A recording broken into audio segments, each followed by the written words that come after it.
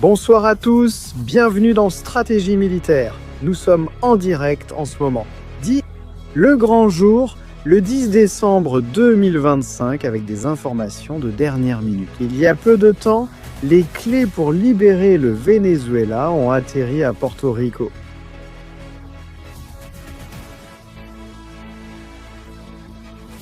Les renforts sont-ils arrivés ? Ne le ratez pas ce soir, Nicolas Maduro également en direct.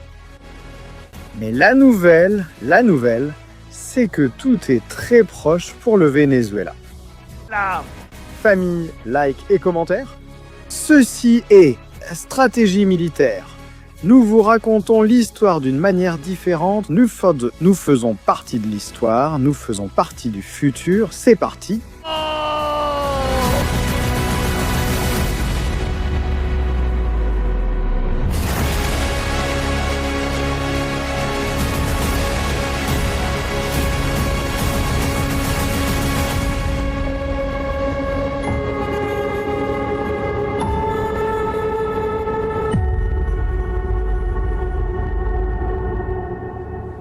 Très bonne soirée famille, bienvenue sur Stratégie militaire.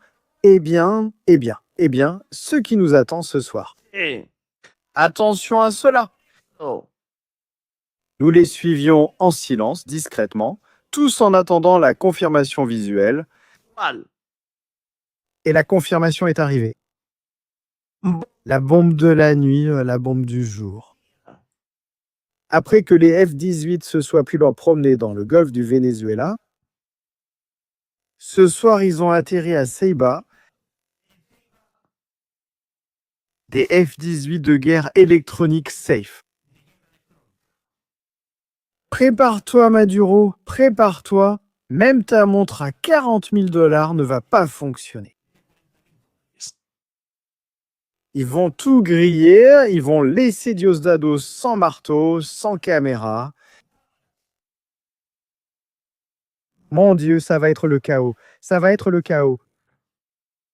Pêche pas de guerre. Ce soir en direct avec Oslo, préparez-vous, avec Nicolas Maduro également intervenu.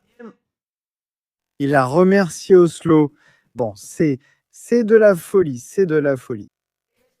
J'ai mis à jour la carte.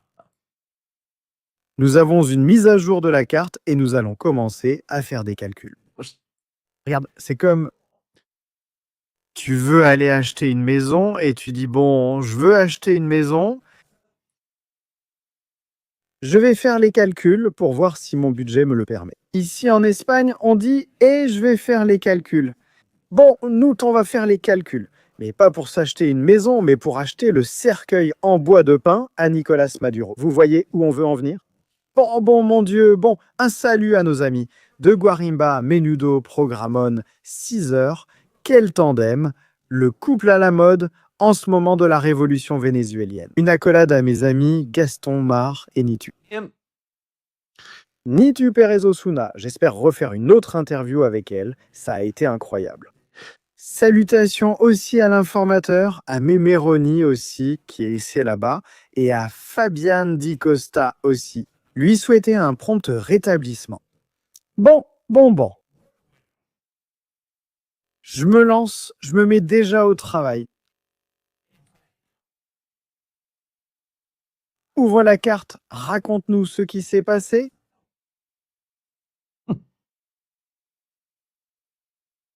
Deux avions cassés, 46, ces petits avions qui peuvent ravitailler en vol et aussi transporter de la logistique, du matériel, des troupes. Bref, un avion qui fait tout. 3 d'entre eux se dirigeant des États-Unis vers Porto Rico. Déjà hier, HR Plane Spotter m'a dit de faire attention à demain et que vous allez voir des choses qui vont arriver. Il le savait déjà. Nous, on avait des soupçons, on écoutait le bruit. Et maintenant, c'est confirmé. Les 3 ravitailleurs sont arrivés avec la logistique, accompagnés des 6 avions FDX-8K, ceux de la guerre électronique. C'est-à-dire que si tu as une montre Casio, elle commence à faire des choses bizarres. ceux qui rendent les radars aveugles, ceux qui coupent les télécommunications. Il y en a eu 6 qui sont arrivés et maintenant, on va commencer à faire les comptes. Parce que maintenant, on peut vraiment commencer à chercher des chiffres. De toute cette histoire,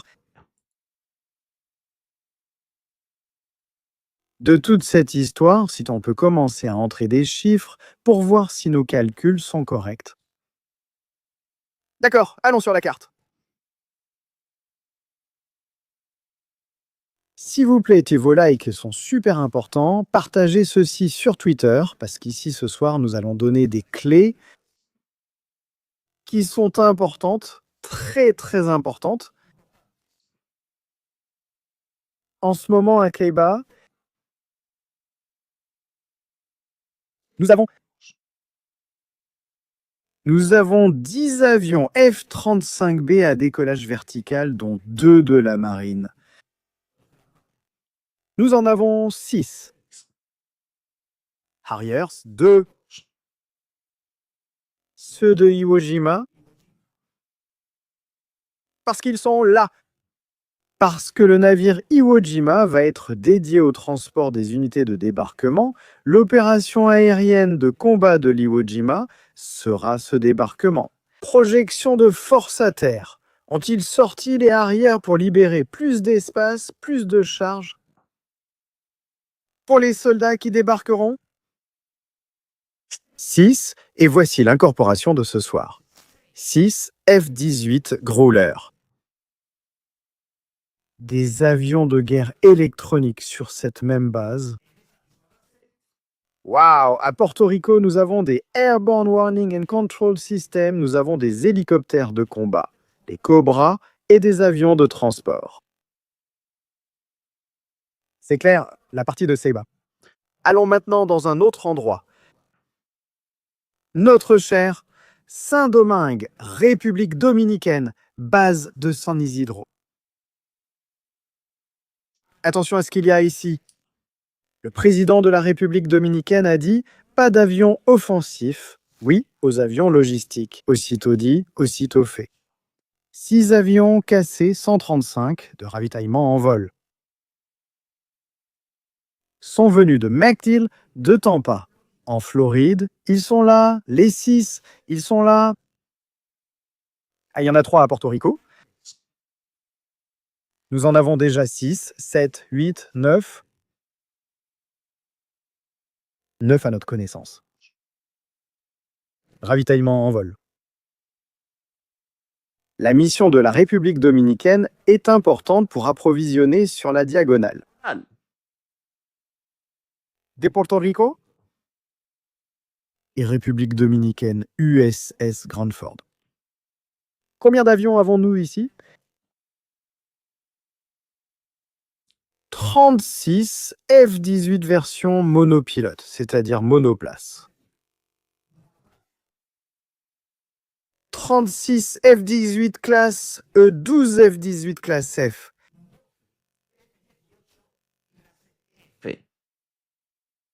Double cabine, 2 membres d'équipage. Et ensuite, nous avons 5 F-18 classe G, Growler, guerre électronique. Si on ajoute les 6 qui sont à Porto Rico, ça nous fait déjà 11 pour la guerre électronique. C'est énorme, c'est vraiment énorme. Maintenant, nous allons commencer à donner des chiffres et des données. Parce que ce n'est pas fini, attention, ce n'est pas fini. Les F-18F, ceux à double équipage, sont destinés à des missions complexes d'attaque au sol. Ce sont ceux qui mènent des missions à l'intérieur du territoire vénézuélien. Frapper précisément les cibles nécessaires. Celui qui est à l'arrière effectue des tâches d'artillerie à l'intérieur de l'avion, c'est-à-dire qu'il utilise le POT, un appareil installé dans l'avion avec des systèmes de guidage, un laser, des caméras et des systèmes thermiques.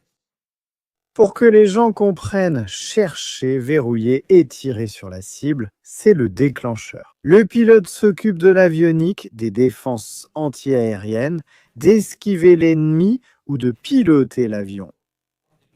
Il ne se préoccupe pas de la question de la guerre, il se contente simplement de placer l'avion en position, et l'autre fait ce qu'il a à faire. Parmi ces 12, on l'a vu récemment dans le dernier film de Tom Cruise, Top Gun. C'est un F-18 type F, équipage double.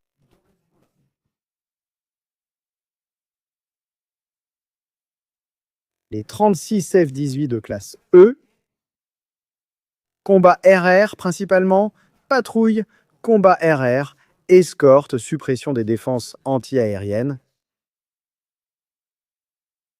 pénétration en territoire ennemi limité. 36 pour affronter les U-30 et les F-16+. Les 35 F-30 plus les 10 F-35 modèle B pour pénétrer dans des zones complexes du Venezuela. Mission de surprise, de furtivité, d'attaque surprise. Nous en avons 10. Capacité RR 36, capacité de bombardement 12 guerres électroniques 11. On additionne sans arrêt, ça ne finit jamais. Et maintenant, les pièces atteignent enfin les chiffres qu'il doit y avoir. Il en manque encore une très importante. Nous avons également vu ces derniers jours que les bombardiers B-52 et les B-1 restent les appareils choisis pour ce type de mission. Principalement les B-52, grande capacité d'emport pour éliminer des cibles, un éventail de possibilités. Nous avons déjà vu que ceux-ci ont été impliqués depuis au moins 4 bases de bombardiers. Un nombre entre 2 et 3. Pouvez-vous déjà estimer le nombre de bombardiers?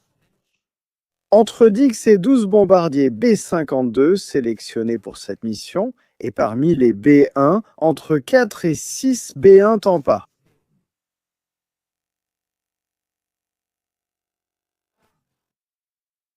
McTeal, la base clé en ce moment? Depuis cette base, il distribue maintenant la logistique à d'autres bases.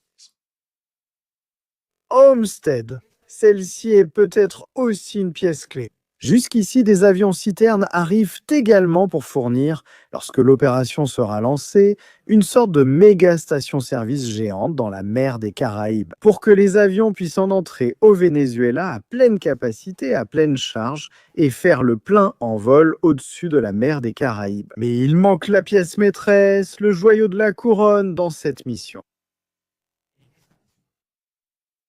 Et les États-Unis, tu penses qu'il y a encore de la place pour quelque chose de plus? À ce rythme, il n'y aura plus de capacité aérienne dans la mer des Caraïbes pour ajouter d'autres aéronefs. Je le dis sérieusement, ce n'est pas une folie. Ça ne peut pas aller plus loin. Au moins 2 avions AWACS que nous avons déjà, les I-3 Sentry que nous avons aussi, plus les AWACS du porte-avions, plus petits, les U-2, voile de faucon. Nous savons que chaque AWACS peut contrôler entre 40 et 80 aéronefs. Nous en avons 2, nous connaissons déjà à peu près tout le groupe logistique. De combien parle-t-on? Au moins un minimum de 120 aéronefs de combat en même temps. Où sont les autres, d'ailleurs? Qui d'autre participera à cette histoire? C'est peut-être F-15. Les États-Unis pourraient profiter de cette occasion en or pour sortir leur nouveau F-15. Attention car les F-15 ont une plus grande capacité de charge de combat qu'un F-18, qu'un F-16 et qu'un F-35. Ce sont des bombardiers légers et rapides de suprématie aérienne qui peuvent emporter une grande quantité de missiles. RR brutal mais qui, lorsqu'ils sont configurés pour l'attaque au sol, cachent-nous parce qu'ils vont passer des heures à larguer des bombes. Ce spectacle aérien est impressionnant. Si les États-Unis sortent de l'une de leurs bases un nombre compris entre 10 et 15, F-15. Partie terminée? Même avec la force déjà utilisée, c'est fini. Mais si l'objectif est de lancer une 48 heures et d'éliminer toute la capacité offensive et défensive du Venezuela, Là. faut-il faire venir les F-15? Nous avons aussi des destroyers, des croiseurs lance-missiles et 2 sous-marins d'attaque. Avec des missiles. 2 croisières également. Ce qui, ajouté à la capacité d'infiltration de troupes sous l'eau, les Navy SEALs rendent la létale. Létale. Et est-ce que vous vous rendez compte de la situation dans laquelle nous sommes en ce moment? Avec ce qui s'est passé cette nuit, ça suffit pour lancer l'attaque.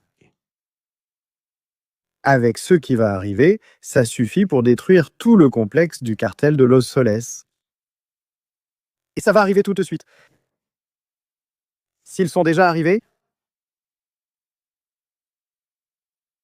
à Ceiba, les F-18, 그렇죠. nous allons commencer, car d'autres alternatives vont également être utilisées. Ceiba est déjà saturé en aérave. Il y a d'autres options. Ceci est l'île de San Croix. Sainte-Croix. Cette base pourrait également être réservée à l'utilisation d'avions de chasse qui rejoindraient l'opération, ainsi qu'à des avions ravitailleurs. En fait, l'un d'eux, de ceux qui faisaient partie du convoi des F-18, a atterri ici. On ignore s'il va rester là-bas. Rendez-vous compte que toute la logistique, en ce cas-là, tous les avions qui accompagnent chacun de ces avions, les chiffres, les heures de vol, les équipages, tout cela doit être déployé dans la zone d'opération. Envoyer des ravitailleurs depuis Tampa prend trop de temps et est inutile. Ici, nous allons travailler dans des scénarios rapides, des missions rapides, létales, précises pour décapiter le régime. On appelle ça des cibles d'opportunité. En plus des bombardements, déjà prévus sur des structures militaires importantes. Tiuna, la zone de Maracay. Raiders. C'est très bien, mais les cibles d'opportunité exigent que ce soit des missions rapides. A-t-on détecté la présence d'une cible prioritaire à cet endroit? Les avions doivent déjà être en vol, pas sur le porte-avions. Ils doivent déjà être dans les airs. Et pour cela, il faut les ravitailler en vol. C'est pourquoi il faut rassembler une telle quantité de ravitailleurs pour avoir une capacité 24/24 et 7/7 dans les prochaines semaines. De cette façon, nous pouvons ravitailler les B-52, nous pouvons ravitailler les B-1 qui consomment une quantité énorme de carburant. Nous pouvons avoir une présence illimitée de F-18 en vol, garder les F-35 en réserve pour des opérations très spécifiques. Je pense que maintenant, nous commençons déjà à mieux comprendre le plan. Le plan d'action concernant le Venezuela, dont a parlé Nicolas Maduro. Eh bien, préparez-vous. Préparez-vous, car le moment Maduro arrive. Aujourd'hui, Vladimir Padrino s'est encore ridiculisé en annonçant qu'il défendrait le Venezuela. Là. Ils n'ont même pas pu la défendre avec 2 avions F-18G. Imagine maintenant avec 11.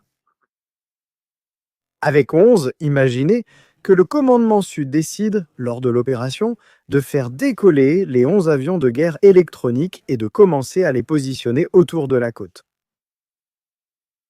Ceci, c'est Trinité et Tobago. Jusqu'à Maracaibo. Aucun radar ne fonctionne. Tous éliminés, neutralisés. Imaginez-vous, car c'est ce qui va arriver. Tu n'envoies pas 11 avions aussi coûteux de la classe G juste pour les promener. Il y a une opération en cours. Une opération est en cours depuis plusieurs jours. Et que maintenant, nous sommes sur le point de commencer la phase d'action. La phase de préparation est proche de se terminer. Maintenant, nous entrons dans la phase d'action. Nous sommes actuellement 18 000 personnes. Famille, il nous manque plein de likes. Que se passe-t-il ici? Nous devons atteindre 357 000 pour que tout cela avance aussi, pour que la guerre de libération du Venezuela avance sur les réseaux. Ils veulent nous censurer, ils veulent faire taire le message de ce qui se passe, ils veulent nous dire non, non.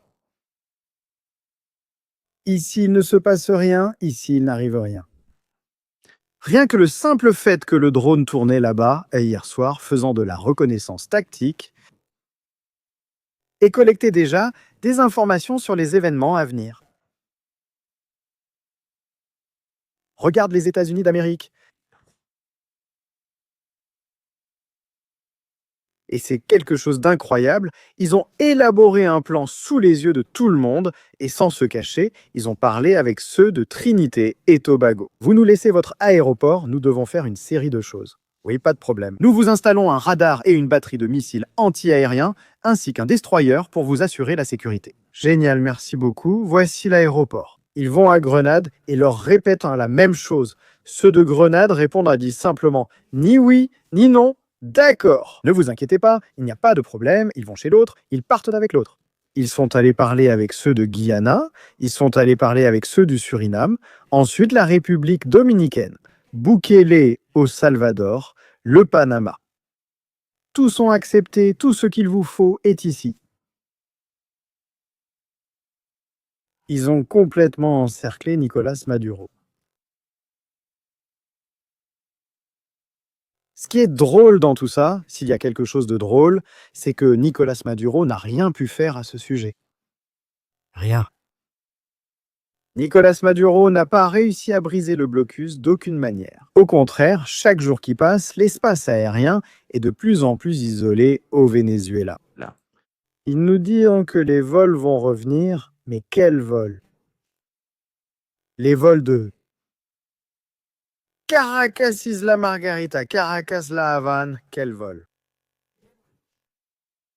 Qui veut voler? Qui ose voler? En ce moment même, dans l'espace aérien TAM. Dangereux comme celui du Venezuela? Personne en son bon sens. Si les compagnies aériennes ont annoncé qu'elles arrêtèrent de voler, c'est qu'elles savaient déjà ce qui allait arriver. Regarde.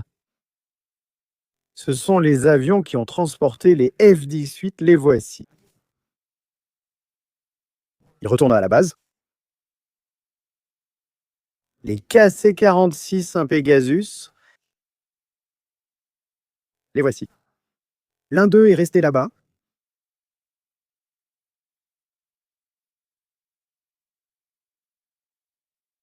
Et maintenant, regarde, d'autres viennent de décoller. Kanza et Méduse, tous vont vers l'ouest. Ils peuvent aller à la base. Eh bien, nous allons les suivre. Nous allons voir jusqu'où ils vont, parce que si nous savons à quelle base ils vont, nous pouvons enquêter sur le type d'avion qui s'y trouve. Et si nous savons qu'il y a des avions de type F-15 ou F-18, nous pouvons commencer à rêver de quelque chose de plus qu'un simple rêve, sans voir la réalité. Nicolás Maduro, qu'est-ce qui s'est passé? Bon, je veux voir ici vos commentaires dans le chat. Je veux aussi voir les super chats que vous nous envoyez. C'est incroyable. Bon, nous avons plein d'abonnements. Qu'est-ce qui se passe ici? Pris par l'excitation d'expliquer, je ne remarque rien. Voyons voir. Raphaël, 10 adhésions. Raphaël, encore 10, 5 et 20. Ça fait 35 adhésions pour Raphaël. Soutenons la meilleure chaîne d'information indépendante. Merci, Joseph. Nous sommes indépendants, je ne sais pas si nous sommes les meilleurs ou non, mais nous sommes indépendants et nous allons le rester. Et merci, la Poucaran. Stratégie militaire. Lors du direct, quand la publicité s'affiche, tout se fige. Il faut fermer et revenir, ce qui fait que les gens ne te voient plus, Guillaume. YouTube est fou, on rend YouTube fou ces derniers temps. Nous espérons que les Vénézuéliens auront bientôt un Noël paisible et libre. Vive le Venezuela, ma patrie adorée. Simon Bolivar, mon frère, l'a libéré. Lucy, Lucie, merci beaucoup. Bienvenue, Manuel, merci beaucoup. Vraiment. C'est hallucinant, je vous le dis, vraiment, suivre tout ça chaque jour, c'est une histoire. C'est incroyable, c'est vraiment une histoire incroyable. Que les États-Unis nous montrent tout ça au ralenti, c'est vraiment de la folie. Et en plus, c'est que les prédictions que nous faisons se réalisent, et c'est ça le meilleur. C'est-à-dire, nous sommes très sérieux dans le contenu que nous produisons, pas question de raconter des histoires bizarres. Ici, nous racontons ce qui se passe, nous l'expliquons, nous le voyons. D'ailleurs, nous avons une autre dernière nouvelle. Ah, il y a 60 minutes, quelque chose s'est passé au Venezuela. Il y a 60 minutes, quelque chose s'est produit au Venezuela. Bon.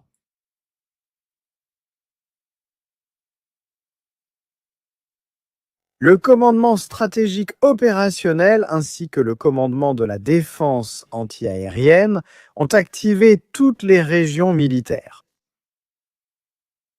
en alerte maximale en raison d'une menace d'attaque aérienne. Il y a 1 heure,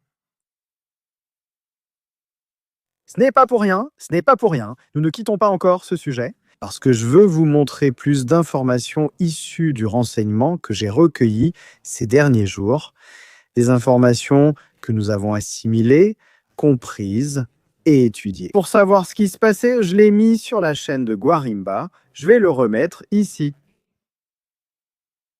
Ceci est l'image d'un radar qui subit des interférences de guerre électronique. Comme ils ont pu en souffrir cet après-midi même dans la zone de Maracaibo, toute la partie que vous voyez en blanc est l'interférence produite sur différentes bandes de fréquences qui aveuglent le radar. Il ne peut pas voir ce qui se passe, il reste aveuglé. Il existe différents types de systèmes de guerre électronique. Un autre jour, nous en parlerons lorsque nous voudrons entrer dans beaucoup plus de détails. Cet avion, par exemple, est l'ancien remplaçant, c'est-à-dire que c'est la version ancienne qui a été remplacée par les F-18G. Celui que nous voyons ici est un avion. C'est un EA-6B, un Prowler. Cet avion, embarqué sur les porte-avions, était dédié à interférer avec le POD-ALQ 99. Ces interférences concernaient-elles aussi les radars soviétiques utilisés par Nicolás Maduro dans sa défense antiaérienne? Ce qui vous permet de comprendre pourquoi ils ne fonctionnent pas, pourquoi ils ne les détectent pas, ils ne peuvent pas les voir quand ils activent ce petit appareil. Oublie, et maintenant nous allons voir quelque chose. Nous avons dit que nous avons environ 11 avions de guerre électronique, je ne sais pas s'ils vont lancer les 11 en même temps, mais regardez ça. Ce que nous voyons ici, ce sont les emplacements et les localisations des radars.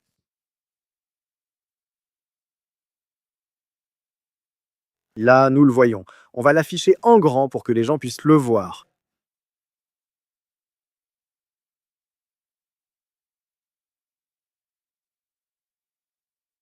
Et que nous ayons une vision complète. Donne-moi une seconde, on va bien le mettre ici pour que tout soit en compréhension directe. On y va. Maintenant. Regardez par ici. Le déploiement. Nous allons expliquer étape par étape pourquoi c'est arrivé aujourd'hui. Pourquoi la zone de Maracaibo a-t-elle été privilégiée et non par les États-Unis pour cette mission? Voyons, regardez.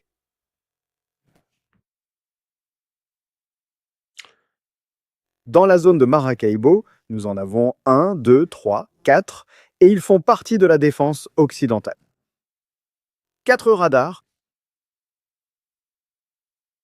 Ensuite, nous avons Caracas, 1, sud de Caracas, 2, et de Caracas, Barcelone, 3.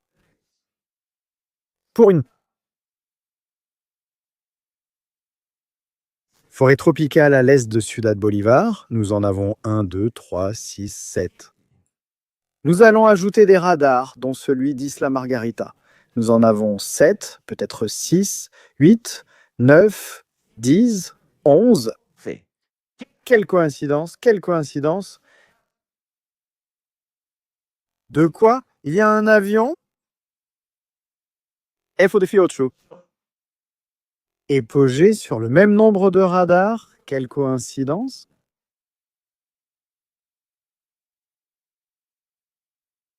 Vous croyez que c'est une coïncidence? 6, 7, 8, 9, 10, 11. Et maintenant, nous avons 11 avions. Voilà. 11. 11 pour 11. Anna, merci pour ce super chat, mon ami. Ah. Merci beaucoup d'aider et de partager avec des stratégies militaires pour que le contenu arrive partout. Merci infiniment. Vraiment. 11, voilà.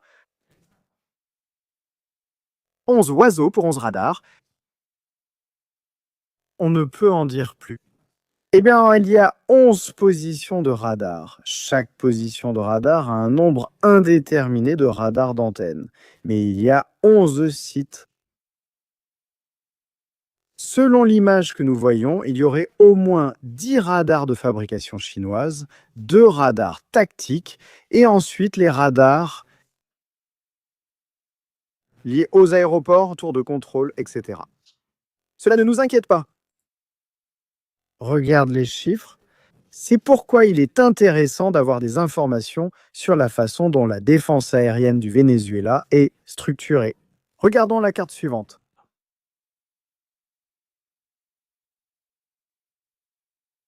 Encore un document classifié. Nous voyons les endroits où il y a des bases de défense antiaérienne. Là, nous les voyons. Toute la zone de Maracaibo, toute la zone de Puerto Cabello, la zone de Caracas. Encore une fois, les chiffres commencent à correspondre au nombre d'avions qui sont prêts pour les opérations complexes, lesquelles, si nous regardons la carte réalisée à l'instant, nous parlons des 12 F-18F. Fait. En comptant dès là, on remarquera des chiffres similaires, plus ou moins. Cela ne veut pas dire que tout le monde ira dans la même mission. Mais pouvez-vous à nouveau nous expliquer comment c'est structuré? Enfin, la structure des bataillons de missiles. 2 points clés, la pointe occidentale en bleu, correspondant à Maracaibo, et la zone de Caracas. Lac de Valence, en Caracas, toute cette zone. Là, nous voyons les localisations, alors rendez-vous compte du nombre de bataillons qu'il faut supprimer. De défense antiaérienne, dont beaucoup sont portables, donc pas tous. Cela veut dire qu'il faut aller les traquer en même temps. Qu'il faut faire attention à ce détail. Bien, avec cela, je pense que ce sujet est déjà clair, et maintenant nous allons passer à Nicolas Madure. Attention, avec Maburo, il s'est remis à parler anglais. Voici la dernière émission en anglais de Nicolas Madure. Je ne sais pas. Ah, Nicolas, pauvre Nicolas Madure.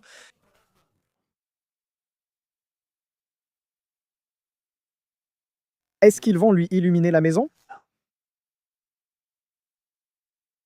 Il a passé tant d'années à l'aménager pour que maintenant les F-18 arrivent et lui installent le sapin de Noël. Mais de force, s'il vous plaît, vos likes. Nous sommes 21 000 personnes en ce moment. L'une des chaînes les plus regardées en langue espagnole à 3h, 24h espagnol. Nous sommes en direct d'Espagne en ce moment.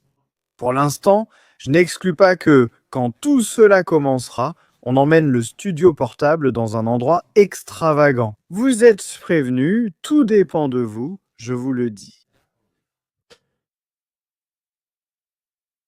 Maduro. Il s'ennuie beaucoup, il a parlé et dit il y a des choses qu'il a dites, qu'ils ont de la nourriture pour 4 mois. Madur dit qu'ils ont 4 mois de nourriture et de logistique garantie. Je pense qu'il fait une prévision beaucoup trop généreuse du temps qu'il va rester au pouvoir. Quand cela commencera, moi, si ça dure plus de 48 heures, tante, je vais commencer à appeler son chaman. Il doit en ce moment avoir une cour de chaman coupant des poules et faisant des rituels. C'est hallucinant. Marcelo, merci beaucoup pour ces 20 adhésions tout de suite. Marcelo, merci. Notre ami Marcelo, qui collabore aussi, je vous dirai plus tard combien de personnes sont déjà membres de Stratégie Militaire. Grâce à vous. Nous avons aussi les drones, les Reapers, cela nous ne l'avons pas mentionné, les drones Reapers également. Et attention, car il vient juste de décoller. On change rapidement, attention, il faut changer rapidement. Nous avons une dernière minute. Pour la deuxième nuit d'affilée, vient de décoller cette fois-ci. Le numéro 5. Et qui est le numéro 5, le chat noir numéro 5? Cap au sud à nouveau, le drone qui hier soir était en train d'espionner. Les fréquences radar de Nicolás Maduro, les télécommunications du cartel de Los Soles, se dirigent une fois de plus vers le sud cette nuit. L'autre jour, il longeait la zone des Bahamas, descendait par Porto Rico, la République dominicaine, et il est resté là pendant plusieurs heures, plus de 30 heures. Cet appareil peut rester en l'air à haute altitude, à une vitesse allant jusqu'à 500 ou 600 km/h par en train de tourner, se promenant à 46 000 pieds,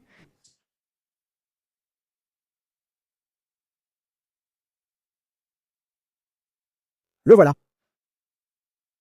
Cap au sud, voyons où il va. Je continue de regarder, d'accord? Je continue de surveiller ici les radios de commandement, les postes de commandement 46. Je veux savoir de quelle base ils venaient ou vers quelle base ils vont. Je crois que c'est celle-ci, là. À Wichita. Et qu'est-ce qu'il y a à Wichita? Des avions ravitailleurs, beaucoup d'avions ravitailleurs. Les chasseurs venaient sûrement d'ailleurs. Ils se sont retrouvés en l'air et sont tous partis ensemble vers le sud.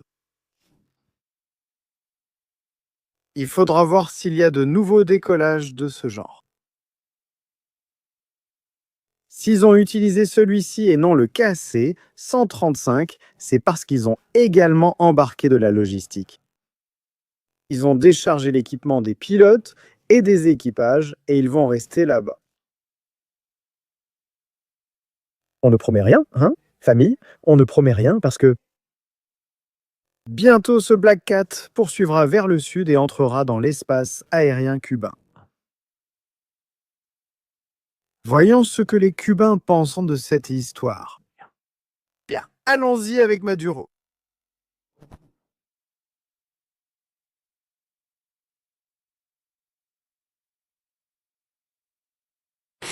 Je veux remercier d'ici le peuple d'Oslo et de Norvège. Au peuple d'Oslo et de Norvège. Aujourd'hui, des milliers sont descendus dans les rues. Par milliers, des milliers. Cela ressemblait à un réveillon du Nouvel An. Pour demander la paix pour le Venezuela. Pour demander la paix au Venezuela. À soutenir le Venezuela dans son désir de paix et de développement. À dire des milliers. Hein? Attention, ce sont des milliers. Non à la guerre pour le pétrole, pas de sang pour le pétrole. Vous avez vu en Norvège, j'ai été impressionné. Je l'ai vu sur les réseaux avant de venir ici. Maduro, impressionné par ce qu'il a vu de la Norvège sur les réseaux. Oui, ça t'impressionne, car c'est un pays démocratique, où il n'y a pas de chavisme. En cas de problème, il y a les gens de Free Palestine et autres. Mais dire des milliers, Nicolas, des milliers, ici il n'y en a pas des milliers. Des milliers de Norvégiens et de Norvégiennes avec leurs pancartes, Des milliers de Norvégiens et de Norvégiennes. Maintenant, nous allons voir qui ils sont, hein. Ne vous inquiétez pas, nous allons le voir. Signas. Et beaucoup de latino-américains qui vivaient là-bas et ce qu'ils ont fait, c'est emmener ceux de Han.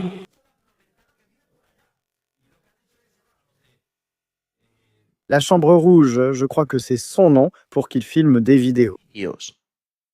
Ils ont amené 4 publicitaires du régime pour qu'ils enregistrent des vidéos. Je soutiens la République bolivarienne du Venezuela. Voilà les milliers. Le Venezuela avec les drapeaux du Venezuela. Oui, je vois un drapeau de la Palestine. Le rejet des appels à l'intervention militaire à un drapeau rouge. Je ne sais pas si c'est communiste, mais c'est que... Guerre au Venezuela, guerre dans les Caraïbes. Et avec des slogans, Miles. Hein? Miles. Les masses. La neige fondait en Norvège au passage des masses qui soutenaient Nicolas Maduro. Qu'est-ce que dit Delcy? Pas de sang pour le pétrole. Non, non Dieu pour comment? Non. Non Dieu pour l'attention. Qu'est-ce que vous allez dire en anglais si vous n'êtes pas allé aux toilettes, si vous n'en avez pas eu l'occasion? Je vous recommande d'y aller avant que Maduro ne commence à parler anglais. Parce qu'après, vous allez courir, vous n'aurez pas le temps. Enfin, préparez-vous, il va parler anglais. Merci beaucoup Marcelo pour les 20 adhésions. C'est comme une autre dimension. Quand tu regardes une vidéo de Nicolas Maduro, c'est comme entrer dans une autre dimension. C'est comme entrer dans le triangle des Bermudes. Tout peut arriver et on ne peut jamais revenir. Alors préparez-vous à ce qui arrive. Il va nous manquer. Pas de sang pour le pétrole. Non, non, non pour le pétrole. Merci beaucoup.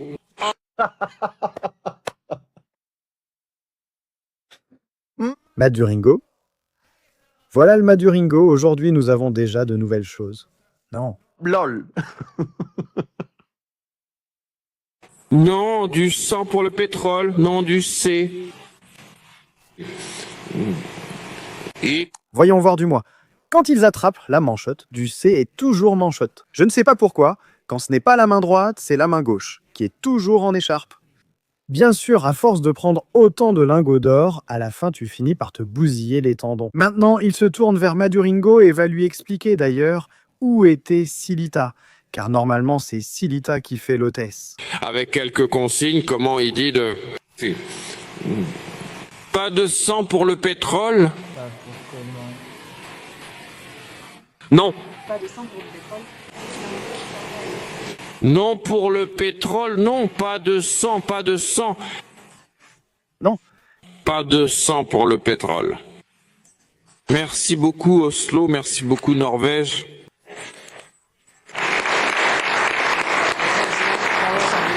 Et ils ont aussi mis des affiches dans toute la ville. Non au Nobel sanglant. Non au Nobel sanglant. Qu'est-ce que c'est? Ça, qu'est-ce que c'est? Ça, c'est un film. La Bastos est trans au large du Venezuela. Voilà. Les drapeaux de la Palestine. C'est vraiment génial. Oil. Non. Le Che Guevara, regarde-le, ils l'ont eu, eux, au fait. Pas de sang pour le pétrole. Merci beaucoup Oslo. Merci beaucoup, vraiment beaucoup. Merci beaucoup. Norvège.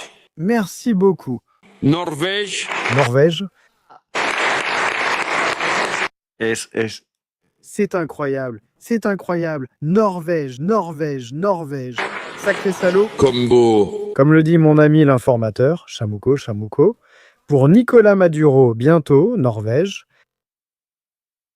Maduro. Choisis la couleur du cercueil. Quoi? Ils ont aussi mis des affiches dans toute la ville. Des affiches, c'est quoi ce bordel? Des affiches. Non au Nobel sanglant. Non au Nobel sanglant. Je ne sais pas de quoi vous parlez, car je ne m'en mêle pas. Non, mêle-toi de tes affaires, tu ne fais que parler de prisonniers politiques, de torture, de l'héliquad, et on ignore où ils sont maintenant. Je crois qu'ils ont mis ces gens avec eux maintenant, comme le faisait Yachia Senghor à Gaza, Ils les gardent avec eux, se déplaçant pour éviter d'être bombardés. J'ai beaucoup de travail. Bien sûr qu'il a beaucoup de travail. Il doit se cacher chaque nuit dans un endroit différent. Tu vois s'il a du travail. Nicolas Maduro doit surveiller les narcolanchas que les États-Unis d'Amérique lui font couler. Les appels de Petro, désespérés en disant « Nicolas Maduro, le business ne marche pas ».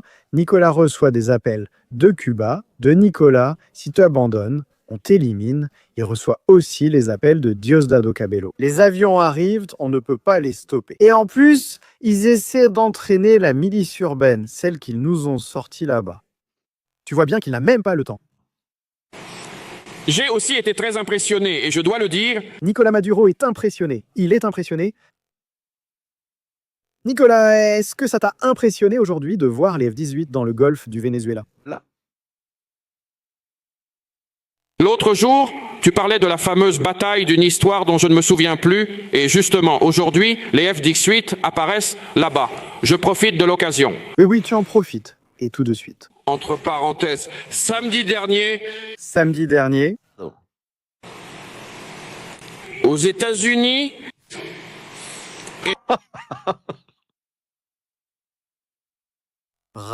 écoute Trump. aux États-Unis,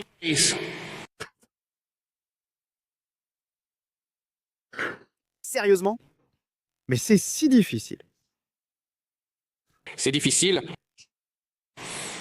Aux États-Unis d'Amérique même, samedi, Oui, il n'y en a pas d'autres.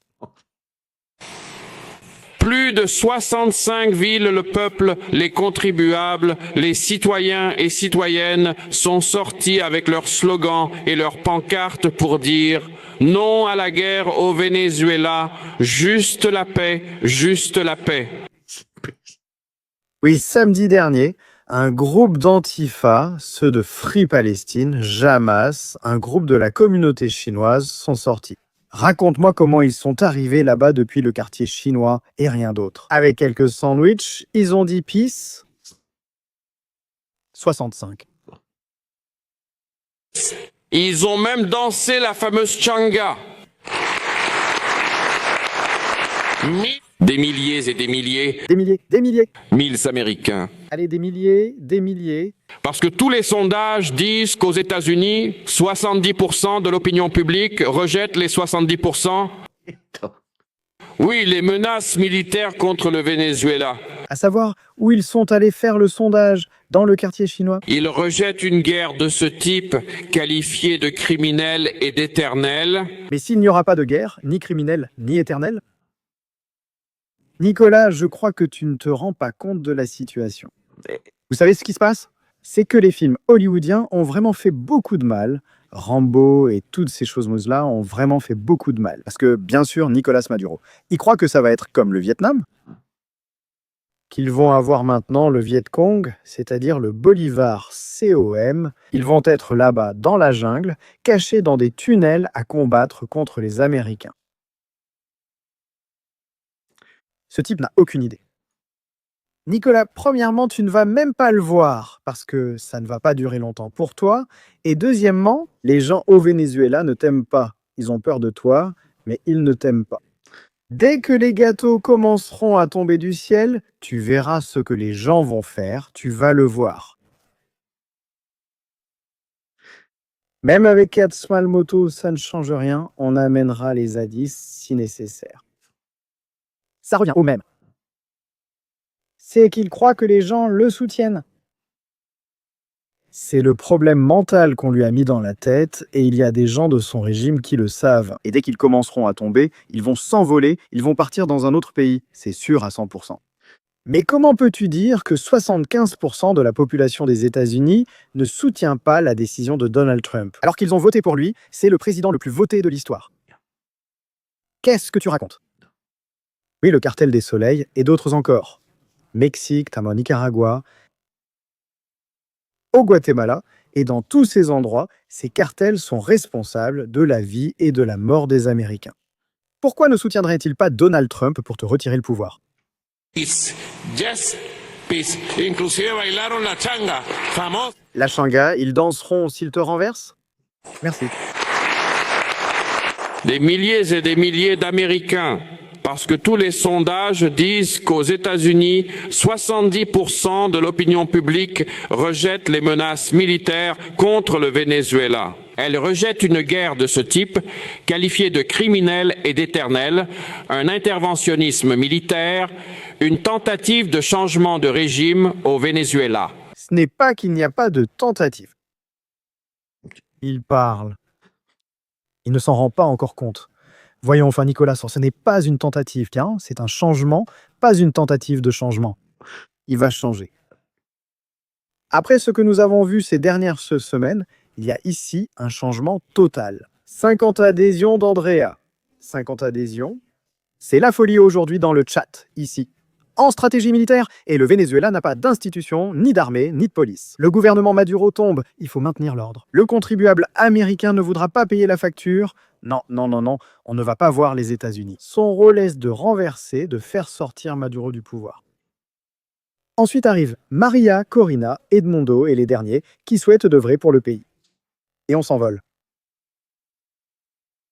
Et en plus, Pablo, tu oublies un petit grand détail. Le Venezuela, quand il sera libéré de ce tyran, sera l'un des pays les plus riches du monde. Au niveau de l'Arabie Saoudite, des Émirats arabes en déficit. Attention au Venezuela qui va devenir une puissance économique et rapidement. De plus, Ce ne sont pas les Américains en général qui le rejettent, mais les travailleurs, la jeunesse, les mouvements sociaux et les défenseurs des droits humains. Ce sont les gens ordinaires qui le rejettent. l'homme et la femme de la rue le rejettent. Les chèvres, les chimpanzés, les serpents de l'Orénoque le rejettent. Les petits avions le rejettent. Petro le rejette. Simbao le rejette. Tout le monde le rejette. Bien sûr qu'il le rejette. Voyons. Comment ne le rejetterait-il pas? J'ai été impressionné. Plus de 65 villes, vous savez ce que ça veut dire? Oui, attendez. Une seconde. ChatGPT, je le déteste, mais parfois il faut l'utiliser. Écoute, je fais ce que je peux. Combien de villes y a-t-il aux États-Unis?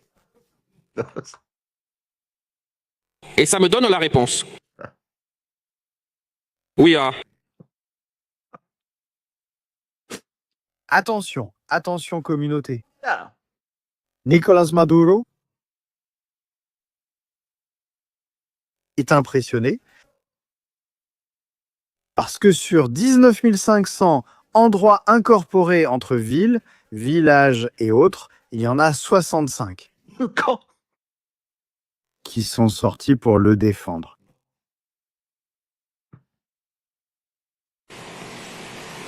un phénomène. Oui, totalement un phénomène. Nicolas, c'est 65 villes dans l'un des plus grands pays de la planète. De quoi parles-tu, Nicolas? Dans 50 États?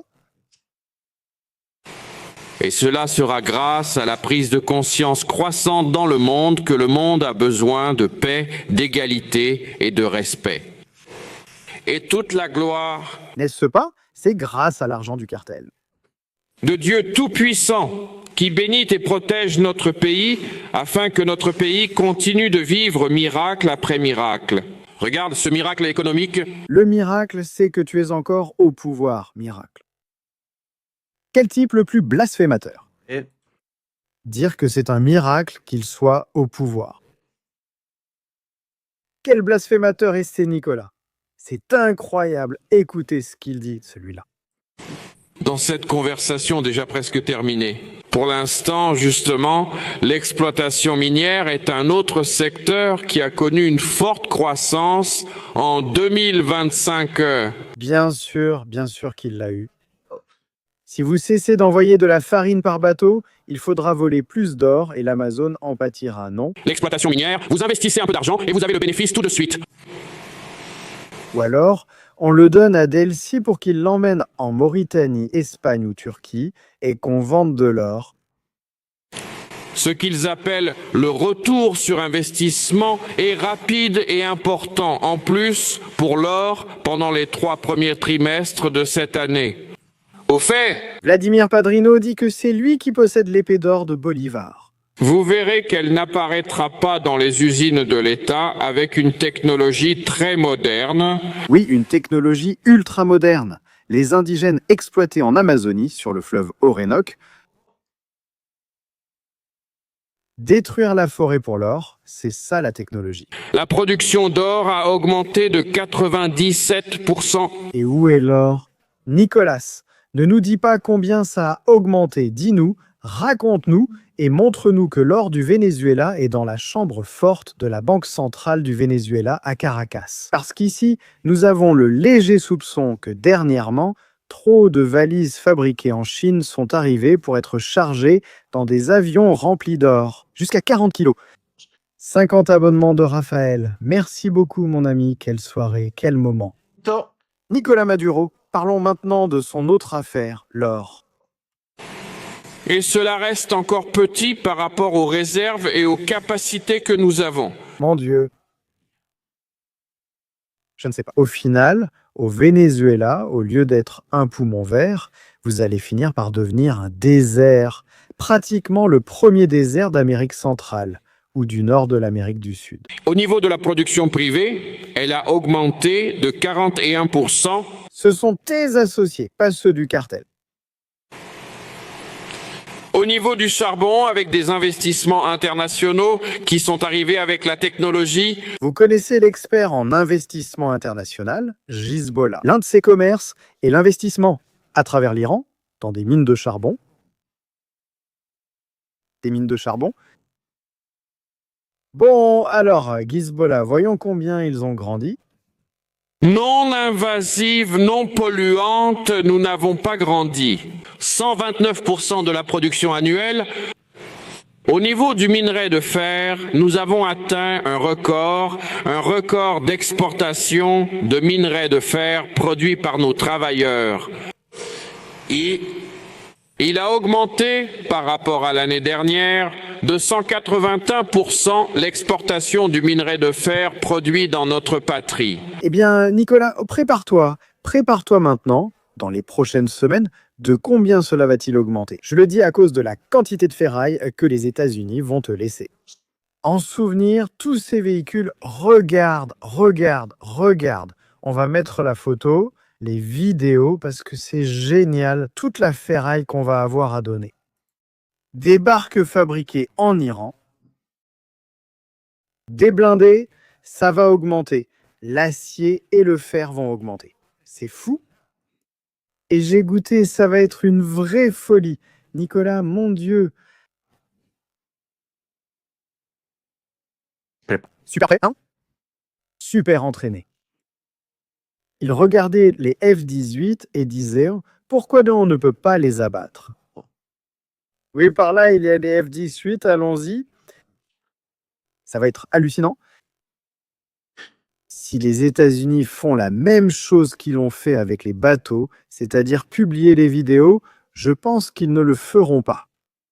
Je pense que par respect, ils ne le feront pas, parce que c'est une humiliation énorme. Est-ce que certaines vidéos vont fuiter? Très probablement, oui, mais ces images vues du ciel, les drones et les avions en train de faire exploser des fourgonnettes, des canons et ce genre de choses. Mais comment pouvez-vous avoir cette idée?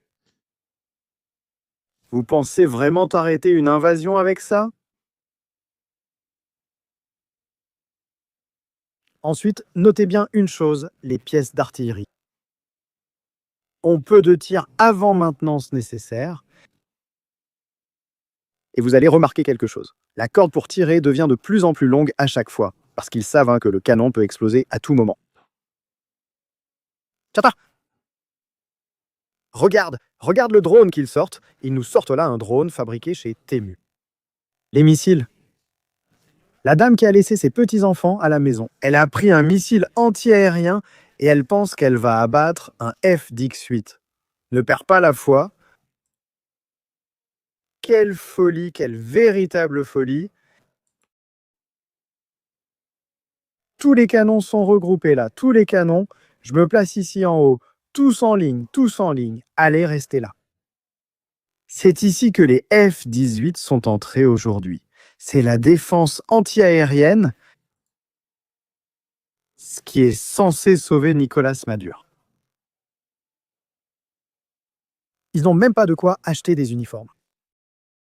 Regarde, ils portent dans des chemises rouges en civil pour qu'on les remarque. On prend une boîte de peinture, on peint les chemises, on les teint en marron. Ils ne te mettent pas en rouge exprès pour qu'on te voie, parce que si on ne t'a pas vu depuis les airs, ne t'inquiète pas, on va te peindre nous-mêmes.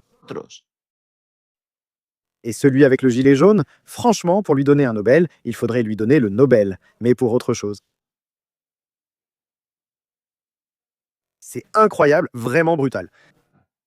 Bon, ensuite je vais géolocaliser ce phare et je vous dirai où il se trouve, là-bas à Punta Cardone. C'est pour rigoler pendant des heures, hein? Le gaz au gilet jaune est prêt à arrêter seuls les missiles. Il est super prêt? Mettre un gilet jaune pendant une guerre? C'est à croire. Il faut le voir pour le croire. C'est complètement fou. Ça fait de la peine, c'est embarrassant. Je ne m'attendais pas à ça. Ça ne serait jamais arrivé avec Chavez. Avec Chavez, cela ne serait jamais arrivé. Donc, c'est le plus élevé depuis plus d'une décennie. Cela veut dire que nous positionnons chaque Cela signifie que nous partons bientôt, d'où ce niveau élevé. front de bataille, chaque front productif. Oui. Au niveau du tourisme, Attention au niveau du tourisme. Nous allons voir combien de Russes viendront profiter de la compagnie du peuple vénézuélien. Il va dire, bon, hein, nous avons perdu quelques compagnies aériennes, Siberia ne vole plus, Air Europa non plus, ceux de Turkish non plus. Mais les touristes continuent d'arriver. Attention, Nicolás Maduro, la ministre va nous dire quelque chose d'un peu triste, car nous n'avions pas évoqué le tourisme. elle est triste, Delcy. Viens, c'est ton domaine, hein, le tourisme. Parle-lui d'avions et de valises. Combien de valises et combien d'avions? Ah, Expo Tourisme a été une vitrine pour montrer le développement d'Expo Tourisme pendant l'année 2025. Et pour la première fois depuis longtemps, nous avons eu plus de 3 millions de touristes venus de l'étranger pour découvrir le Venezuela, pour profiter de notre pays dans un tourisme sain. Avez-vous inclus le nombre des équipages de l'Iwo Jima, du destroyer Mahan, de l'USS General Ford, des avions, je ne sais pas? Incluez-les aussi comme touristes. Ont-ils pris chaque photo de vos îles qui sont incroyables? Mais comment cet insensé peut-il dire qu'ils ont amené 3 millions de touristes? D'où? Qui? Quand? Et en plus sain, car il connaît la vie des gens. Pourquoi le touriste russe va-t-il là-bas? Mon ami Gaston l'a dit, mais je ne le répéterai pas car c'est très désagréable. Je suis vraiment désolé pour les femmes du Venezuela, mais c'est tellement triste. C'est comme à Cuba. Ce sont des endroits dans le monde où un tourisme d'un genre très horrible doit aller là-bas. Écologique, Écologique. Ils venaient déjà avec leur système intégré pour éviter les toilettes. parce qu'il faut reconnaître que les prestataires de services touristiques se sont organisés pour un tourisme sain, très sain. Très sain. Tu vois, il n'y a même pas un avion qui arrive en ce moment. Avec des touristes pour profiter de la jungle, des montagnes, des plages, des villes. Oui, surtout des balades en arcolancha sur le fleuve Rinoco. Imaginez que vous arrivez là-bas au Venezuela. À l'époque de Nicolás Maduro, vous arrivez à l'hôtel que Delcy a construit avec les Saab, avec les membres de la famille. C'est pour les riches qui ont volé l'argent de Chavez. Et tu arrives à la réception et tu dis « Écoutez, nous aimerions faire quelques excursions. Vous avez quelque chose ?» Et ils te disent « Eh bien, oui, écoute, on peut t'emmener au fleuve Orénoque. On te fait faire un tour en arcolancha pour que tu vois comment il coule. Ensuite, vous irez dans un laboratoire pour voir comment tout cela est produit. » De quel tourisme parle cet idiot? Depuis l'an 2000, je ne sais pas quelle année 2000, ils essaient de construire un pont pour traverser d'une rive à l'autre du Rinoco. Ils ne terminent jamais et dépensent l'argent. C'est une entreprise brésilienne qui a gagné. Cela fait des années qu'ils essaient de construire une offre hôtelière qui n'existe pas. Les itinéraires touristiques se sont-ils vraiment diversifiés à un niveau véritablement croissant? Oui, nous l'avons vu grâce aux États-Unis. Nous avons vu les itinéraires des petits avions, les itinéraires de... Et maintenant, la saison touristique de Noël est en plein développement. Avec la flotte du commandement sud, elle est en plein développement. En ce moment même, les touristes américains vont arriver. Qui pique et s'étend. Des chiffres positifs dans l'activité touristique pour que nous continuions à grandir, à croire et à construire. Merci. C'est incroyable, c'est incroyable. Bon, aujourd'hui, il y a beaucoup de monde. Tiosti, aujourd'hui, il y a beaucoup de monde. On veut voir des choses. Tiosti, on veut voir là-bas. Que tu nous expliques ce qui se passe avec les radars. Et Osvaldo disait que les radars étaient très bons. Qu'ils n'osent pas entrer. Diosdado Cabello, qu'ils n'entrent pas. Je ne sais pas si l'importation de vaseline et d'huile pour bébé a augmenté, mais Dieu doit en consommer en ce moment. De premier niveau, ils sont furieux, ils tremblent. Et en plus, demain, Maria Corina va chercher le Nobel. Plus Edmundo, plus Milei, plus tous. Tous réunis. Puis avion pour la Maison Blanche. Je laisse cela, puis avion vers le Venezuela. Et je n'y entre pas précisément en cachette. Je n'atterris pas. Prépare-toi, prépare-toi. Cette semaine, celle qui arrive dans cette histoire va être hallucinante. Famille, incroyable, incroyable. Bon, on s'arrête ici. Pour l'instant, nous verrons au cours de la nuit où cela va mener. Black Cat 5. Go. Un vrai plaisir d'être avec vous. S'il vous plaît, mettez vos likes, partagez ce direct. On se retrouve ici pour le prochain. Sur Stratégie militaire, une accolade.